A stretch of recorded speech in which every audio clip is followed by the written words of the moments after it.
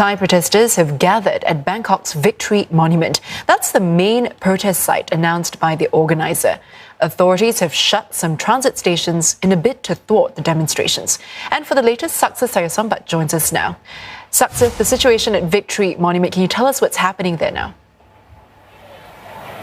Yes, just within the last hour, hundreds and hundreds of protesters have now gathered here at Victory Monument, which is a big transport hub and also a big roundabout here. And they have occupied, most of the roundabout now. But that is not the only protest site that we are seeing here in Bangkok, in the capital. There are also many other places where people are gathering, and also in other places across the country.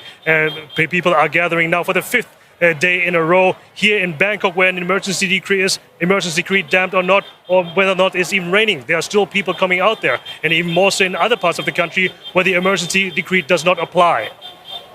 Well, Saksa, we also hear that the posting of social media check-ins and selfies could now lead to prosecution by the police. Can you tell us more about that? It seems to be a very tricky one. In the emergency decree that has been passed since Thursday morning, there has been also a passage saying that the dissemination of fake news, or so-called fake news, whatever the government thinks fake news is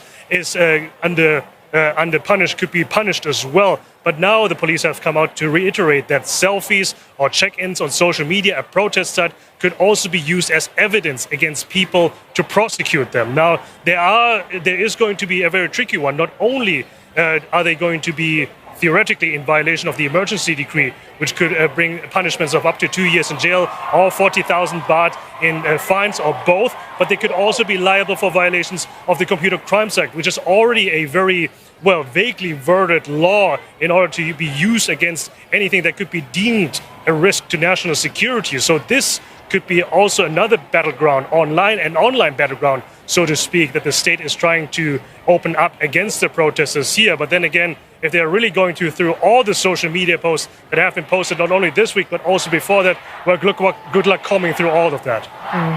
Well, Saksa, thank you so much for bringing us the latest. That was Saksa Sayasombat there reporting from Bangkok.